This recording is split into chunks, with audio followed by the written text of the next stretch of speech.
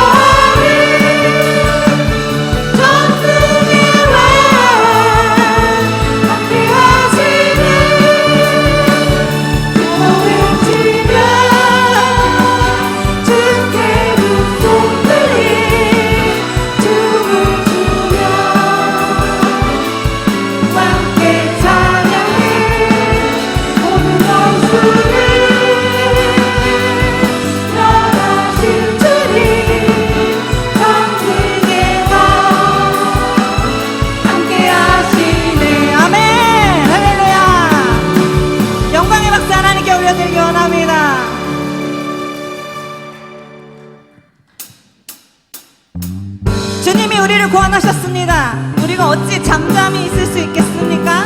그 기쁨의 찬송을 드리기를 원합니다.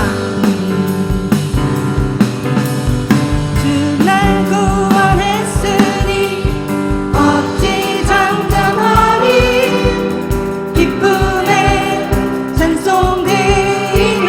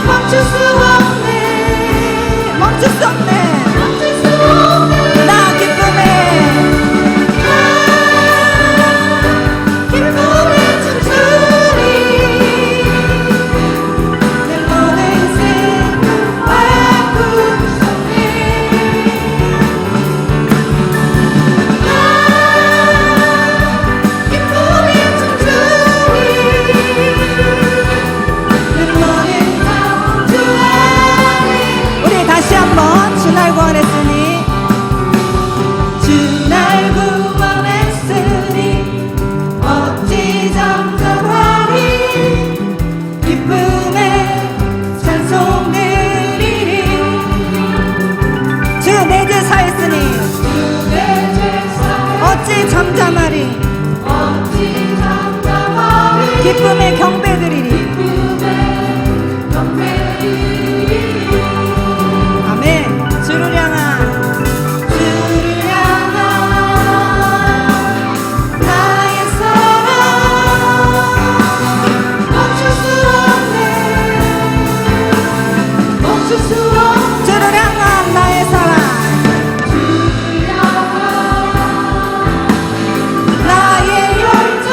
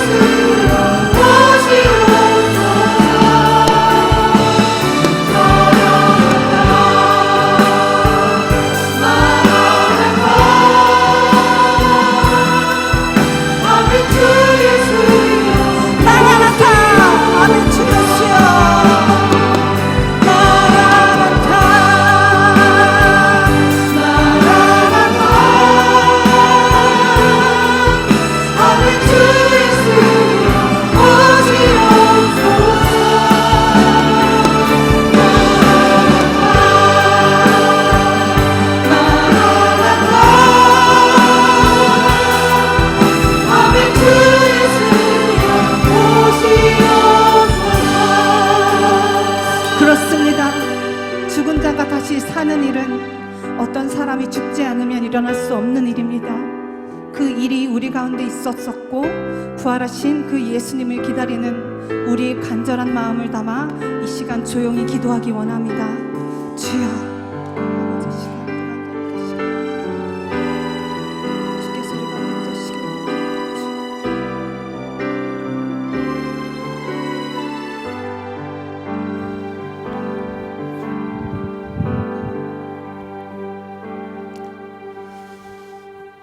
예수님의 이름으로 기도합니다. 아멘. 일부 예배 오신 여러분들을 주님의 이름으로 환영합니다. 그럼에도 불구하고 일부 예배 많이들 오셨네요. 감사를 드립니다. 원래 오늘까지가 사회적 거리두기 마감일이었죠. 근데 이제 정부에서 2주 더 연장하기로 했습니다. 단 조건이 조금 완화된 사회적 거리두기라고 하는 조건이 붙었습니다. 사실 교회처럼 안전한 데가 없다고 저는 보고 있습니다. 지난 주간에도 이렇게 식당이라든지 카페 여러 군데를 다녀봤는데, 야, 이렇게 어떻게 이럴 수가 있을까? 서로 가까이 앉아서 바글바글하게 마스크하지 않고 음식 먹으면서 막 신나게 대화들을 나누고, 밀폐된 조그만 그 카페 공간에도 사람들이 바글바글 한데 마스크 쓰고 대화하는 사람도 별로 없더라고요. 또 꽃들이 있는 곳엔 사람들이 얼마나 많이 모이는지, 그렇다고 전부 마스크 썼느냐? 그런 것도 아니에요. 근데 교회는 사실 들어올 때부터 발열 체크하지, 손 씻어주지, 그 다음에 마스크 쓰지, 또 지정된 좌석에 앉게 하지, 이렇게 안전하게 예배드린 곳이 어디 있어요? 근데 사회에서 매스크하면서 하도 마치 교회가 코로나의 온상제라도 된 것 모양 떠들어댔기 때문에 성도들조차도 완전히 지금 주눅 들어서 있는 그런 가운데 있는데, 이젠 기지개를 펴야 할 때가 되었다고 봅니다. 그래서 여러분 주변에 있는 분들 서서히 이제 온라인 예배에서 오프라인 예배로 초대를 해주시면 감사를 드리겠습니다. 우리 김인현 장로님 가정이 지난 주간에 이사를 동산동으로 마쳤고요. 우리 이선자 집사님이 지난 주간에 등려하셨네요. 축하를 드리겠습니다. 오늘 우리에게 주시는 하나님의 말씀은 요한복음 11장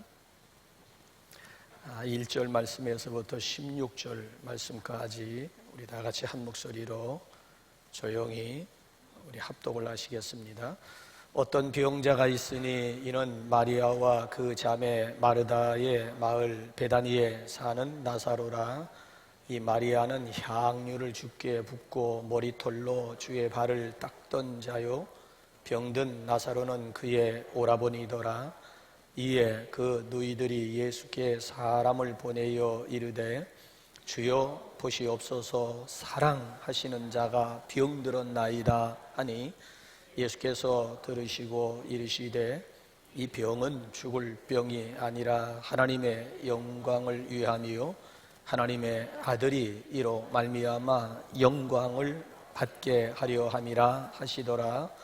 예수께서 본래 마르다와 그 동생과 나사로를 사랑하시더니 나사로가 병들었다 함을 들으시고 그 계시던 곳에 이틀을 더 유하시고 그 후에 제자들에게 이르시되 유대로 다시 가자 하시니, 제자들이 말하되 랍비요, 방금도 유대인들이 돌로 치려 하였는데 또 그리로 가시려 하나이까?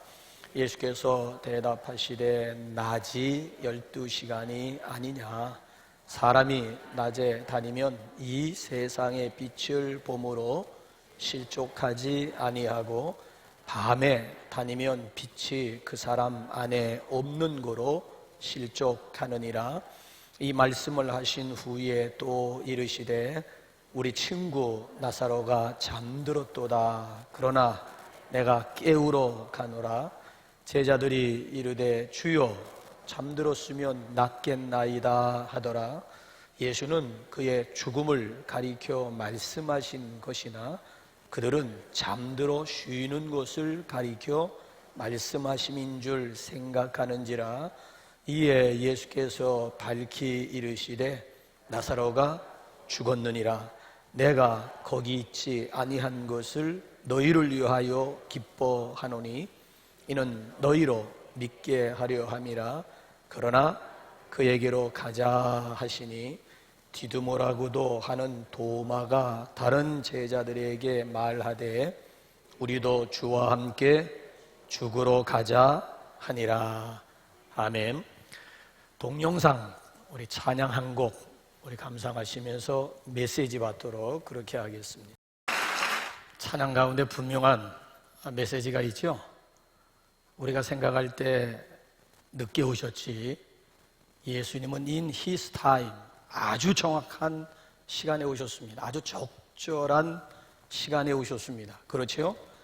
우리의 생각과 하나님의 생각은 근본적으로 다릅니다. 우리가 덧세 마실 때 하나님 뺄세 마시고요, 우리가 뺄세 마실 때 하나님은 덧셈을 하십니다. 또 우리의 시간과 하나님의 시간은 다릅니다. 우리의 방법과 하나님의 방법이 다름을 인정하는 것이 믿음 생활의 출발이라고 할 수가 있습니다. 자, 오늘 본문의 내용은 무엇입니까? 예수님께서는 적어도요 1년에 서너 번 정도는 갈릴리 지방에서 예루살렘 지방으로 올라가셔서 절기들을 지키곤 하셨습니다. 그런데 예루살렘에 올라가실 때마다 머무르셨던 곳이 어딘가 하면은 바로 마르다와 마리아의 오라버니 나사로의 집이었습니다. 예수님께서 삼남매를 특별히 사랑하셨습니다. 이들은 예수님과 그의 일행에 대해서 아주 지극정성이었습니다.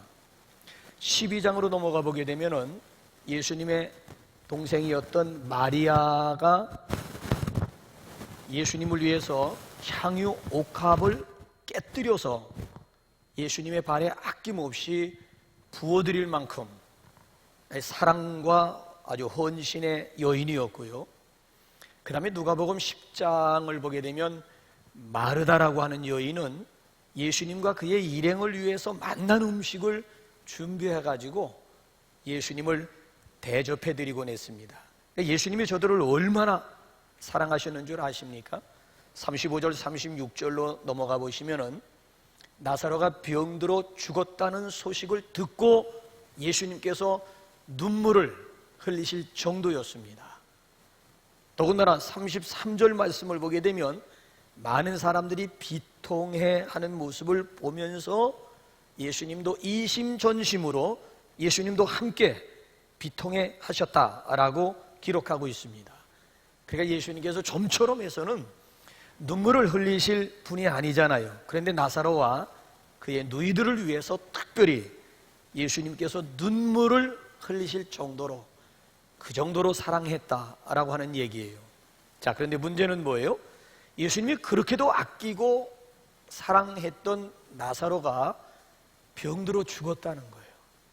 더더욱 이해가 안 되는 것이 분명히 나사로가 병들었을 때 마리아와 마르다가 사람을 예수님 앞에 급히 보냈습니다.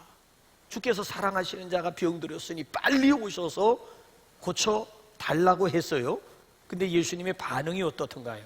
자, 우리 한번 6절 예수님의 반응이 뭔지 한번 볼까? 시작.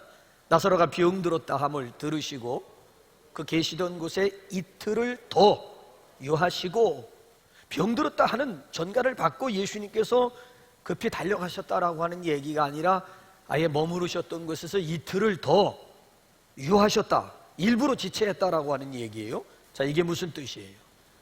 오히려 나사로가 죽기를 기다렸다라고 하는 거예요.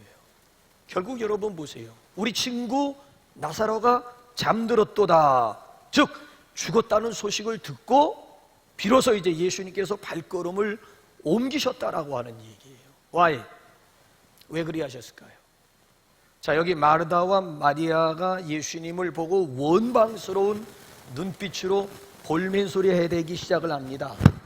주께서 여기 계셨더라면 우리 오라버니가 죽지 아니하였겠나이다. 왜 지인작에 오시지 않고 이제 오셨느냐라고 하는 원망 어린 말입니다. Why? 왜 그리 하셨을 것 같아요? 여기에는 분명한 이유가 있고 뜻이 있고 목적이 있기 때문입니다. 그것이 뭘까요? 세 가지예요. 첫째는 하나님의 영광을 드러내기 위함이었습니다. 자, 우리 한번 4절 다시 한번 또 읽어볼까요? 시작. 예수께서 들으시고 이르시되 이 병은 죽을 병이 아니라 하나님의 영광을 위함이요 하나님의 아들이 이로 말미암아 영광을 받게 하려 함이라 하시더라. 하나님의 영광을 드러내기 위함이고 예수님이 이 사건을 통해서 영광을 얻으시기 위함임을 분명하게 말씀해 주고 있어요. 우리가 이걸 알아야 돼요. 우리는 건강해야만, 내가 살아야만 하나님께 영광이 돌아간다라고 생각을 해요. 내가 하고 있는 사업이 잘 되고 자식들이 잘 풀려야만 하나님께 영광이 돌아간다라고 생각을 해요. 그렇지요? 근데 그건 우리의 생각이고 하나님의 생각은 그렇지 않습니다. 실패를 통해서도 심지어 죽음을 통해서도 하나님의 영광을 드러낼 수 있다라고 하는 것입니다. 그래서 그리스도인은 자기 자신의 죽음을 위해서 기도해야 돼요.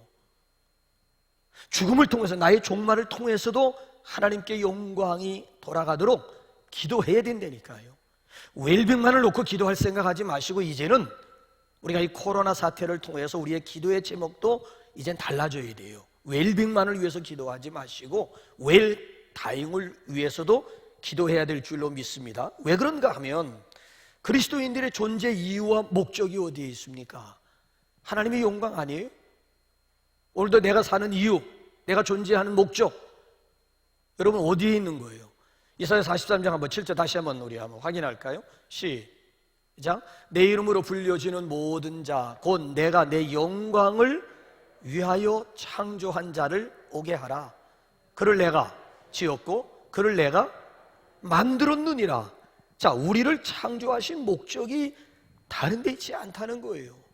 하나님의 영광을 위하여 지음받았음을 여기서 분명하게 지금 강조해 주고 있잖아요. 그러니까 하나님의 영광 속에 나의 기쁨, 나의 행복이 있음을 믿으시기 바랍니다. 그래서 사람들이 나의 일거수일투족을 통해서 하나님 앞에 박수 칠 수 있도록, 나의 일거수일투족을 통해서 하나님께 영광 올려드릴 수 있는 그런 삶을 살아야 할 줄로 믿습니다. 반대로 우리가 살면서 하나님의 영광을 도둑질하는 것처럼 또 무서운 죄도 없습니다. 본래 천사장 루시퍼가 하나님의 영광을 도둑질하려고 하다가 저주받아가지고 하나님 보좌 가까이에서 공중으로 추방당해가지고 사탄, 천사장 루시퍼가 사탄이가 되고 마귀가 된 거예요. 아담과 하와도 하나님의 영광을 도둑질하려다가 저주를 받아가지고 에덴 동산에서 쫓겨나게 되었다는 거예요. 신약으로 넘어와도 헤롯을 여러분 한번 보세요. 헤롯이 예복을 입고 백성들 앞에서 연설을 했을 때에 모든 백성들이 그 소리를 들으면서 이 소리는 신의 소리지 사람의 소리가 아니다. 그럴 때 그 모든 영광을 그대로 하나님 앞에 올려드린 것이 아니고 헤롯이 도둑질을 하게 됩니다. 한번 그 결과를 한번 사도행전 12장 22절 23절 한번 확인 한번 하실래요? 시작. 백성들이 크게 부르되 이것은 신의 소리요 사람의 소리가 아니라 하거늘 헤롯이 영광을 하나님께 돌리지 아니하므로 주의 사자가 곧 친히 벌레에게 먹혀 죽으니라. 곧 뭐예요? 결국 충이 먹어 죽었다라고 하는 얘기 아니겠습니까? 해서 지금 사도 바울이 우리에게 오늘 아침 부드럽게 뭐라고 권면하는지, 뭐라고 속삭이는지 한번 고린도전서 10장 한번 다시 보실래요? 시작. 그런즉 너희가 먹든지 마시든지 무엇을 하든지 다 하나님의 영광을 위하여 하라. 그렇습니다. 우리가 먹든지 마시든지 좌우간 무엇을 하든지 다 하나님의 영광을 위해서 해야 할 줄로 믿습니다. 그래서 매사에 하나님의 영광을 드러내는 일이라면 하십시오. 주저하지 말고 눈치 보지 마시고 하세요. 만약에 이 일을 함으로 하나님의 영광이 가려질 것 같다 하지 마세요. 목에 칼이 들어요. 아니 돈이 된다고 해도 하나님의 영광 가려지는 일이라면 비록 돈이 되는 일이라 할지라도 해서는 아니 될 줄로 믿습니다. 그래서 오늘 여기 하나님이 나사로 사건을 통해서 영광을 받으시겠다는 얘기예요. 뿐만 아니라 이 나사로 사건을 통해서 하나님이 전능하신 분임을 보여주시고자 했어요. 즉 예수님이 곧 하나님이심을 보여주고자 했어요. 우리 모두 한 주간 동안 먹든지 마시든지 뭘 하든지 하나님의 영광을 드러낼 수 있기를 주님의 이름으로 축원합니다. 또 한 가지 이유는 믿음을 믿음을 심어주기 위함이에요. 자, 15절 한번 우리 다 같이 한번 읽어볼까요? 시작. 내가 거기 있지 아니한 것을 너희를 위하여 기뻐하노니 이는 너희로 믿게 하려 함이라. 그러나 그에게로 가자 하시니, 예수님은 나사로가 죽을 때에, 나사로가 죽음을 맞고 있을 때 그 자리에 있지 아니한 것을 오히려 기뻐하신다 그랬어요. 왜? 너희로 믿게 하려 함이라. 무엇을 믿게 하려 함이에요? 부활이에요. 무엇을 믿게 하려 함이에요? 예수님이 곧 하나님의 아들이심을, 예수님이 구약의 메시아 즉 그리스도이심을, 더군다나 예수님이 저들의 구세주이심을 믿도록 하기 위함이었다는 얘기예요. 그래서 나사로가 오히려 잠든 것을 예수님께서 기뻐하셨다라고 하는 얘기예요. 여러분, 그렇습니다. 죽음이라고 하는 것은 곧 잠든 것이고요, 예수님은 잠자는 자들을 깨우듯이 죽음에서 일으키실 수 있는 능력이 예수 그리스도에게 있음을 제자들에게 분명히 믿도록 보여주도록 하는데 목적이 있었다는 얘기예요. 그래서 여러분, 제자의 길이란 곧 십자가의 길이기도 하지만 믿음의 길입니다. 그래서 제자들이 지지난주에 말씀을 드렸듯이 사역 후반부에 가서 조용히 예수님 앞에 구한 제목이 뭡니까? 부귀영화가 아니에요. 사역이 이제 끝물 후반부에 가가지고 예수님 앞에 정말 소중한 것을 구했는데 그것이 뭐예요? 누가복음 17장 5절 보면 주여 우리에게 믿음을 더하소서. 그렇기 때문에 예수님은 제자들에게 어떤 형태, 어떤 모양으로든지 믿음을 심어 주시고자 했다라고 하는 것이죠. 42절로 한번 보세요. 42절로 한번 넘어가 보세요. 42절 시작. 항상 내 말을 들으시는 줄을 내가 알았나이다. 그러나 이 말씀 하옵는 것은 둘러선 무리를 위함이니 곧 아버지께서 나를 보내신 것을 그들로 믿게 하려 함이니이다. 그들로 믿게 하려 함이니이다.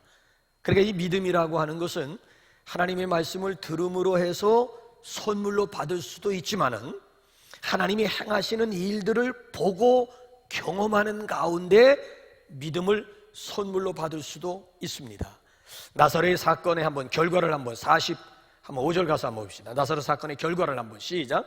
마리아에게 와서 예수께서 하신 일을 본 많은 유대인이 그를 믿었으나, 많은 유대인이 예수님을 믿었다. 유대인들이 예수님을 믿을 사람들이 아니에요. 근데 나사로 사건을 통해서 유대인들이 유대교를 떠나 예수 그리스도 기독교로 개종을 했다라고 하는 이런 이야기예요. 여기에 바로 나사로 사건이 필요했다라고 하는 것입니다. 오늘도 우리 가운데 보면은 도마와 같은 사람들이 있어요. 여러분, 도마는 뭐라고 나왔는 줄 알아요? 유대인들이 예수님을 믿었는데 심지어 예수님의 제자 가운데 도마가 어떻게 고집하고 있는 줄 아십니까? 부활하신 예수님이 다락방에 모여있는 제자들에게 나타나셨어요. 그때 도마가 그 자리에 없었어요. 예수님이 떠나가신 다음 도마가 돌아왔어요. 그래서 10명의 제자들이 우리가 부활하신 주님을 만났다라고 했을 때 도마가 보인 반응이 뭔 줄 아세요? 기가 막힙니다. 자, 요한복음 20장 25절 하면 어떻게 도마가 나오는지 보세요. 시작. 다른 제자들이 그에게 이르되 우리가 주를 보았노라 하니 도마가 이르되 내가 그의 손에 못자국을 보며 내 손가락을 그 못자국에 넣으며 내 손을 그 옆구리에 넣어보지 않고는 믿지 아니하겠노라 하니라. 참 지독하지요? 아니, 다른 10명의 제자들이 똑같이 보았다는데 믿질 못하는 거야. 오히려 의심하고 있어요. 10명의 제자들 눈보다는 자기 한 명의 눈이 더 정확하다라고 하는 독선이야, 독선. 자, 그래서 제자들이 다 11명의 제자들이 다 모여 있는 가운데 예수님이 다시 여기 지금 나타나잖아요. 자기 눈으로 봐야 믿겠다는 거예요. 자기 눈으로. 나는 이런 사람들이 참 저기 걱정이 되는 것이, 이런 사람들은 지옥도 자기가 가봐야 믿겠다고 할까? 그게 걱정이 되니까. 천국과 지옥이 있습니다 하면 믿어야 되는데 아니라는 거야. 정말 지옥이 있는지 없는지는 내 자신이 가봐야 믿겠노라, 이렇게 나올까 두렵다니까요. 자, 그래서 보세요. 11명의 제자들이 있을 때 예수님께서 나타나셔서 도마를 불러서 하시는 말씀이 뭐예요? 27절로 한번 넘어가 보세요. 27절 시작. 도마에게 이르시되 내 손가락을 이리 내밀어 내 손을 보고 내 손을 내밀어 내 옆구리에 넣어보라. 그리하여 믿음 없는 자가 되지 말고 믿는 자가 되라. 결론은 믿음 없는 자가 되지 말고 믿는 자가 되라. 믿음 없는 자가 되지 말고 믿는 자가 되라. 여러분, 요한이요, 요한복음을 기록한 목적을 어디에서 찾았는 줄 아세요? 왜 요한이 요한복음을 기록한 줄 아십니까? 자, 한번 31절로 한번 넘어가.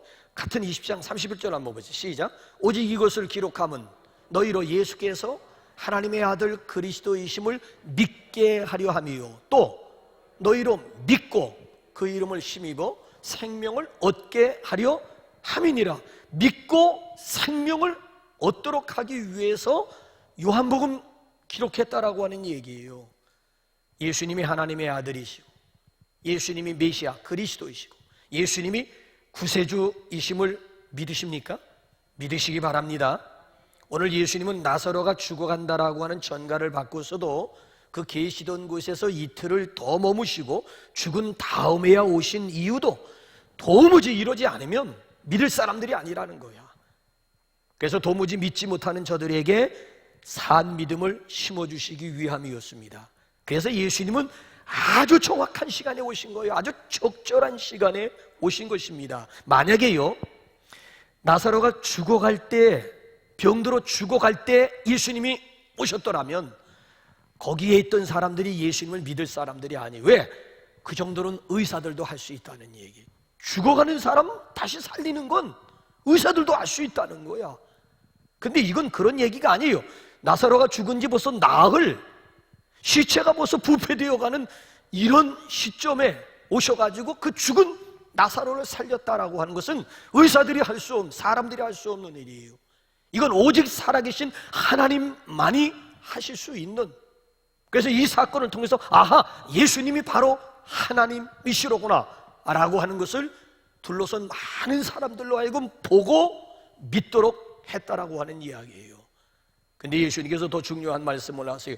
너는 나를 본고로 믿느냐? 보고 보세요. 너는 나를 본고로 믿느냐? 보지 못하고 믿는 자들이 더 보고 믿는 자도 복이 있지만은 오히려 사건 현장을 보지 않고도 믿는 우리가 더 복 있는 자임을 예수님께서 분명히 해준. 오늘 우리에게는 얼마나 참 위로가 되고 위안이 되는 그런 말씀이십니까? 오늘도 우리의 믿음을 심어주시기 위해서 예수님께서는 더디 오시는 줄로 믿으시기 바랍니다. 왜 예수님이 속히 오리라던 예수님이 왜 빨리 오시지 않는가? 우리의 믿음 심어주고 우리의 믿음 도와주시기 위함이에요. 더디 오시는 것이 아니고 아무도 멸망받기를 원치 아니하시기 때문에 하루하루 지체하고 있을 따름이지 예수님의 약속이 원점이 되었다라고 하는 것은 아니에요. 그래서 여기 보면 why 믿음 심어주시기 위함이고요, 마지막 세 번째로 why 종말론적인 부활을 보증하기 위함이에요. 자, 23절 24절 한번 넘어가 볼까요? 시작. 예수께서 이르시되 내 오라버니가 다시 살아나리라 말하다가 이르되 마지막 날 부활의 때에는 다시 살아날 줄을 내가 아나이다. 자, 가만히 한번 보세요. 예수님이 나사로로 하여금 죽지 않게 하시는 것도 능력이요 기적이지만은 죽은 나사로를 다시 살리는 것은 더 큰 하나님의 능력이요 기적임을 믿으시기 바랍니다. 근데 오늘 여기 나와 있는 마리아와 마르다는 종말론적인 부활은 믿고 있으면서도 현재적인 부활은 믿지 못하는 대표자들이에요. 마지막 날 다시 살아날 것 믿는다 이거야. 근데 현재적인 부활을 부정하고 있는 대표자예요. 그 당시나 지금이나 이런 부류의 사람들이 굉장히 많아요. 여러분, 우리는 종말론적인 부활도 믿지만은 현재적인 부활을 믿는 사람들입니다. 보세요. 우리가 예수님을 믿을 때 죽었던 우리의 영이 다시 살아났어요. 이걸 거듭남이라고도 얘기하고 현재적인 부활을 중생이라고 얘기를 합니다. 자, 현재적인 부활을 그렇잖아요? 경험한 사람들은 종말에 가서 몸의 부활을 경험하게 되기, 마지막 종말 때에 가서는 몸의 부활을 이미 벌써 영은 부활을 했고, 그 다음에 이제 종말에 가서는 몸의 부활이 남아있는 거예요. 몸의 부활을 경험하게 될 것입니다.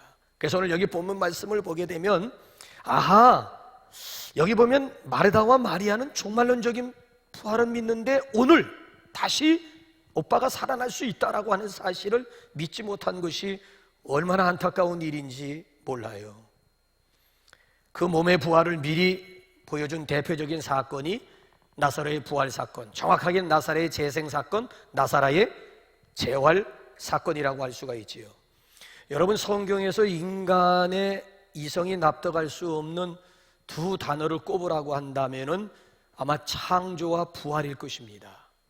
스스로 가장 이성적이고 가장 합리적이라고 확신하는 사람들이 가장 외면하는 단어가 있다면 역시 두 단어예요. 부활 또는 창조예요.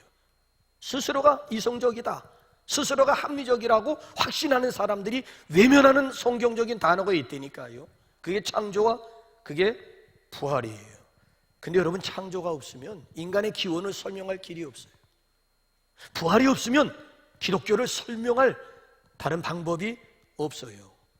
예수님은 타락한 인간들이 왜곡시켜 놓은 시작과 끝을 새롭게 하시기 위해서 이 세상에 오셨습니다.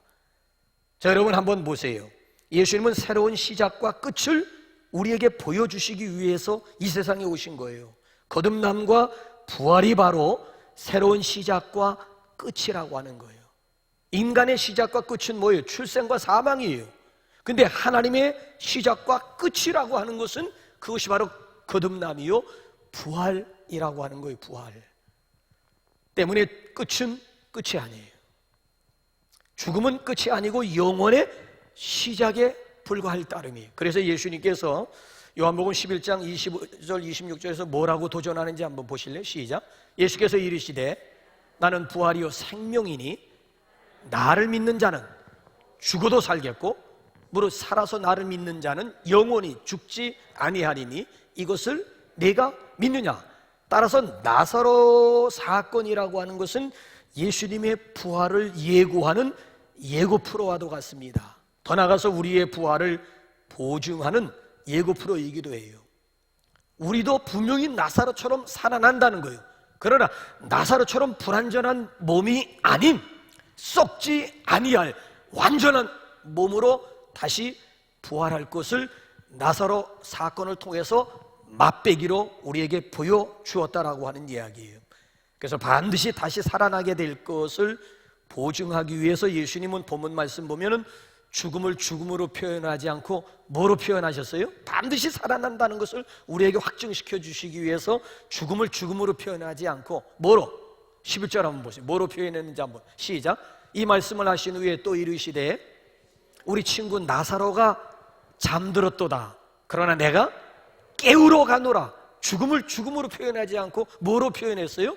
잠으로 표현한 거예요. 잠으로. 잠을 자는 자는 그 다음날 아침에 반드시 깨어 이변이 없는 난 반드시 깨어나게 될 것입니다. 그렇잖아요? 그러니까 잠이 저주가 아니고 오히려 잠이 축복이듯이 그리스도인들에게 있어서 죽음이라고 하는 것은 저주가 아니고 그리스도인들에게 있어서 죽음이라고 하는 것은 축복이라는 거예요. 잠을 저주로 생각하는 사람 어디 있어요? 요즘 불면증에 시달리고 있는 이런 상황 가운데 잠이 보약이고 잠이 축복이고 잠이 얼마나 여러분 우리에게 귀하다라고 하는 거, 우리가 지금 가족들을 통해서 지금 불면증에 시달리고 있는 가족들을 통해서도 얼마나 매일같이 머리 땅에 대면 잠을 잘 수 있다라고 하는 것이 최고의 이 시대의 축복이다라고 하는 거, 이거 부인할 사람 어디 있냐고요.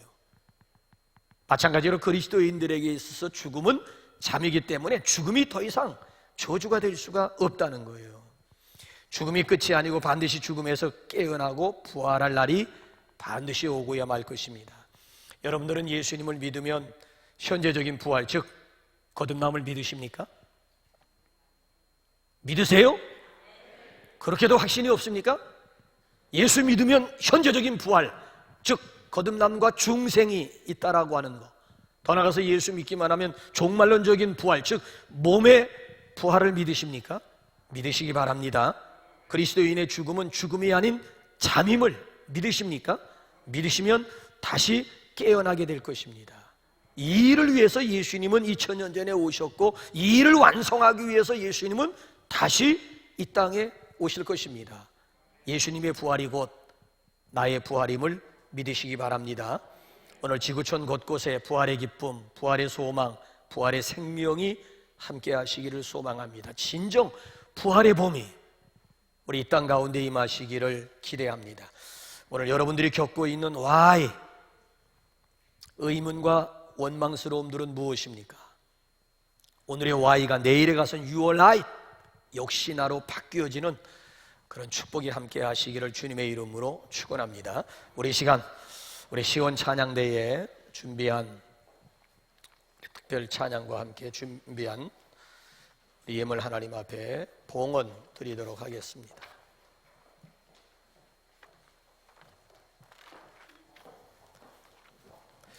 온라인으로 예배 드리시는 분들도 준비되었던 예물을 성경책 위에다가 올려놓고 하나님 앞에 봉헌한 시간을 갖도록 하겠습니다.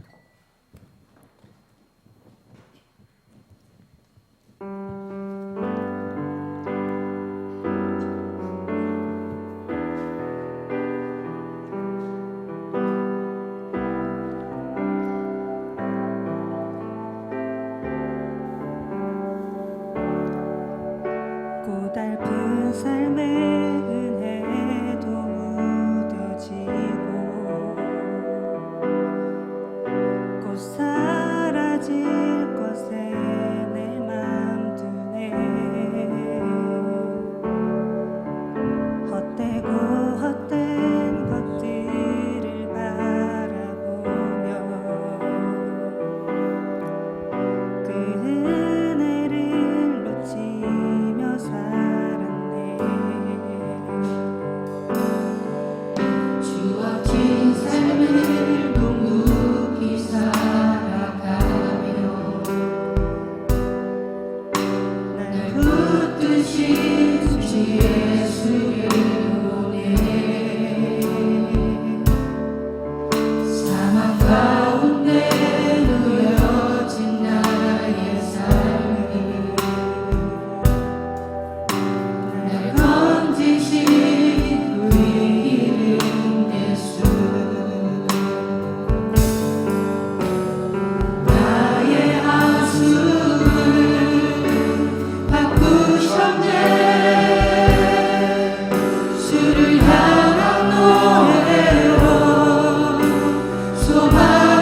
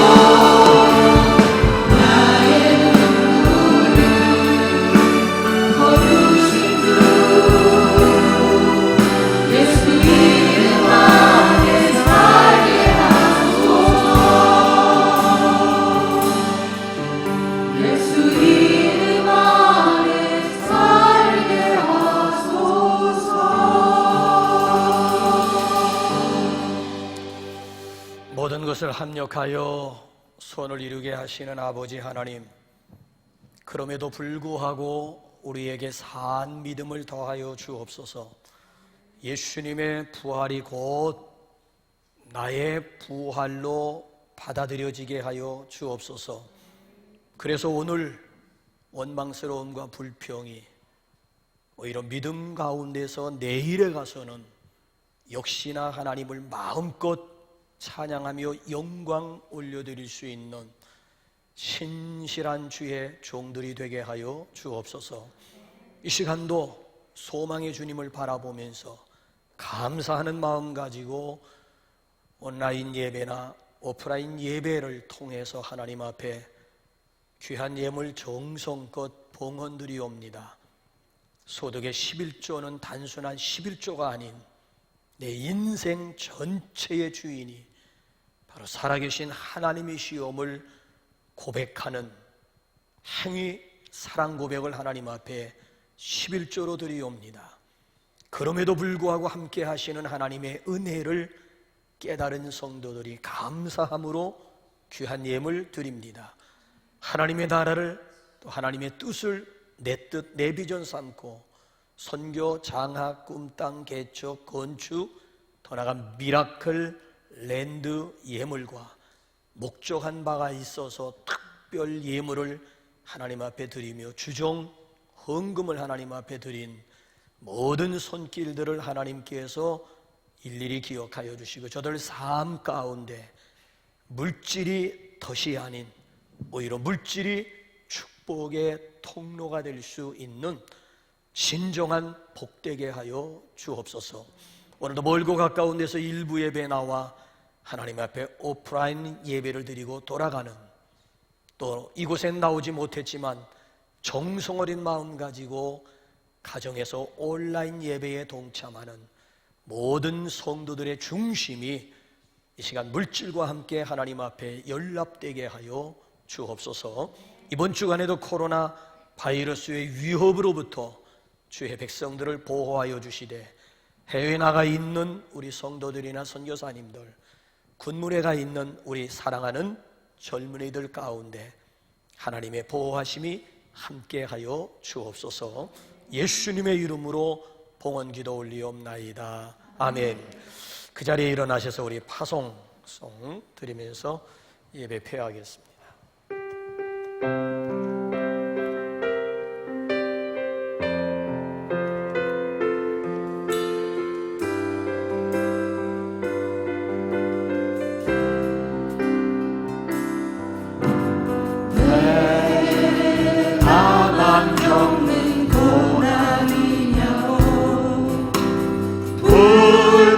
불평하지 마세요.